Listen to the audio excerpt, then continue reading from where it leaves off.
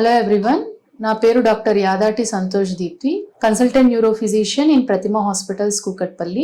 Social media and news channels లో ఎక్కడ చూసినా ఇప్పుడు అందరూ ఇంట్రెస్టింగ్ గా చూస్తున్న విషయం కోవిడ్-19 వచ్చేసిందా, మళ్ళీ మనల్ని ఇబ్బంది పెడుతుందా, కేసెస్ పెరుగుతున్నాయా అనే దాని గురించి ఎక్కువగా చూస్తున్నాం. 1000 కేసెస్ రిపోర్ట్ అయ్యాయి ఇప్పుడు వరకు అరౌండ్ ఇండియా మొత్తంలో. కేసెస్ ఇంక్రీజ్ అవుతున్న టైంలో నా బాధ్యతగా న్యూరలాజికల్ గా అంటే నరాల పరంగా, బ్రెయిన్ పరంగా ఎలాంటి సమస్యలు చూస్తుంటాము కోవిడ్-19 అఫెక్ట్ అయిన వాళ్ళల్లో అని డిస్కస్ చేద్దామని. కోవిడ్-19 అన్నది యూజువల్ గా శ్వాసకోశ ద్వారా మన బాడీలోకి ఎంటర్ అవుతుందని తెలిసిన విషయమే. ముక్కులోని రిసెప్టార్స్ మీద నుంచి మనకు బాడీలో డిఫరెంట్ ఆర్గాన్స్ కి రీచ్ అవుతూ ఉంటుంది. అందరికీ తెలిసింది ఫ్లూ సిమ్టమ్స్ అంటే కోల్డ్, కాఫ్, ఫీవర్ ఇలాంటి సిమ్టమ్స్ తో ఎక్కువ మంది సఫర్ అవుతూ ఉంటారు. అడ్మిషన్స్ కూడా దాని మీదనే ఎక్కువ ఉంటారు.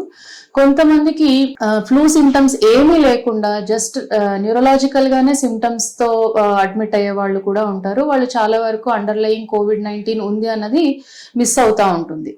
సో దాన్ని టెస్ట్ చేస్తే గానీ అదే రీజన్ అన్నది బయటపడదు.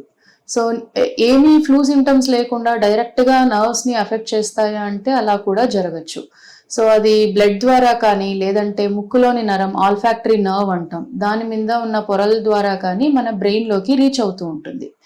సో బ్రెయిన్ లోకి రీచ్ అయిన తర్వాత వేరియస్ మేనిఫెస్టేషన్స్ చూస్తుంటాం. బ్రెయిన్ నుంచి కింద మజిల్ వరకు ఎక్కడైనా సరే సిమ్టమ్ రావచ్చు. బ్రెయిన్ పరంగా వస్తే ఎక్కువగా చూసే కేసెస్ స్ట్రోక్ కేసెస్. ఎందుకంటే బ్లడ్ ద్వారా బ్రెయిన్ కి రీచ్ అవ్వడం వల్ల బ్లడ్ లో ఉన్న అంటే రక్తనాళంలో ఉన్న ఒక లేయర్ ని డ్యామేజ్ చేయడం జరుగుతుంది. ఆ డ్యామేజ్ చేయడం వల్ల అక్కడే క్లాట్ ఫామ్ అయిపోయి స్ట్రోక్స్ అన్నవి చూస్తుంటాం. కొంతమందికి ఫిట్స్ వస్తుంటాయి, కొంతమందికి మెదడువాపు వ్యాధి అంటాం, ఎన్సెఫలైటిస్. సో అలా కోవిడ్-19 ఎన్సెఫలైటిస్ లాగా ప్రెజెంట్ అవుతూ ఉంటారు. ఎలా అయితే రక్తనాళం చుట్టూ పొర ఎండోథీలియం అంటామో అలా నరాల చుట్టూ అండ్ స్పైనల్ కార్డ్ చుట్టూ కూడా, బ్రెయిన్ చుట్టూ కూడా మనకు ఒక పొర ఉంటుంది, మైలిన్ పొర. సో ఆ మైలిన్ పొర డ్యామేజ్ అవటం వల్ల బ్రెయిన్ లో మైలిన్ పొర డ్యామేజ్ అయితే డీమైలినేషన్ అని, నరాల్లో మైలిన్ పొర డ్యామేజ్ అవుతే జీబీ సిండ్రోమ్ అని. జీబీ సిండ్రోమ్ కూడా ఒక టైంలో చాలా ఎక్కువ కేసెస్ రికార్డ్ అయిన ఉన్నాయి.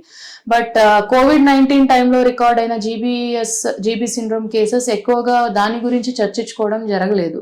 యాక్చువల్గా కోవిడ్-19 టైంలో చాలా జీబీ సిండ్రోమ్ కేసెస్ చూసాం. అంటే వైరల్ ఇన్ఫెక్షన్ అయిపోయిన తర్వాత వాళ్లకు కాళ్లలో పట్టు తగ్గిపోవడం, కాళ్లలో వీక్నెస్ రావటం అన్నవి చూసాము జీబీ సిండ్రోమ్. సో అది మైలిన్ పొర దెబ్బతినడం వల్ల వచ్చే సమస్య. వీటికి కొన్ని ఇంజెక్షన్స్ ఇవ్వడం ద్వారా తొందరగా రికవరీ అనేది జరుగుతుంది. వెంటిలేటర్ మీద వెళ్లకుండా కూడా జాగ్రత్తలు తీసుకోవచ్చు. ఇదే కాకుండా వేరియస్ సైకియాట్రిక్ ఇష్యూస్ అంటే యాంగ్జైటీ, సిజోఫ్రీనియా, సో ఇలా psychiatric depression, so psychiatric issues కూడా చాలా ఇంక్రీజ్ లో చూసామన్నమాట కోవిడ్-19 టైంలో. అదే కాకుండా పార్కిన్సన్స్, ఆల్జీమర్స్ డిజీజ్ అని వయసు మీద వచ్చే న్యూరో డిజెనరేటివ్ డిజీజెస్ అంటాము. ఆ కేసెస్ కూడా కోవిడ్-19 పీరియడ్ లో 2019 నుంచి 22 టైంలో ఎక్కువ అంటే యూజువల్ గా ఇయర్ కి ఇంతమంది అఫెక్ట్ అవుతారు అన్న దానికి ఎక్కువ నంబరే చూసాం. పార్కిన్సన్స్ అండ్ ఆల్జీమర్స్ ఎక్కువ కేసెస్ నమోదయ్యాయి. డైరెక్ట్ గా అది కోవిడ్-19 అని కాదు, కోవిడ్-19 బాడీలో తీసుకొచ్చే వేరియస్ చేంజెస్ వల్ల ఈ జబ్బులు కూడా నంబర్ ఎక్కువగా చూసాం.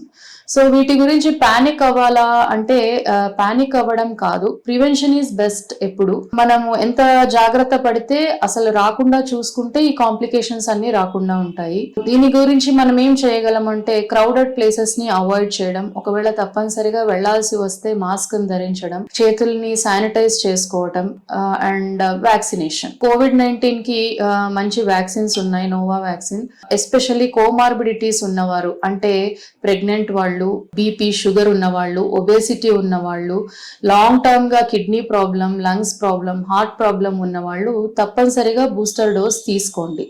అండ్ మీకు ఏమైనా కోవిడ్-19 వ్యాక్సిన్ గురించి డౌట్స్ ఉంటే మీ ఫ్యామిలీ డాక్టర్ని కన్సల్ట్ అయ్యి as soon as possible vaccination తీసుకోవడానికి ట్రై చేయండి. అండ్ మాన్సూన్ కూడా రీచ్ అయిపోయాం, ఇంకా ఫ్లూ కూడా ఇంక్రీజ్ ఉంటుంది. అది కోవిడ్-19 లేదా అదర్ దెన్ కోవిడ్-19 ఉన్న ఫ్లూనా అన్న కన్ఫ్యూజన్ కూడా ఉంటుంది. సో ఫ్లూ వ్యాక్సిన్ అండ్ కోవిడ్-19 vaccine as early as possible తీసుకోండి. Thank you.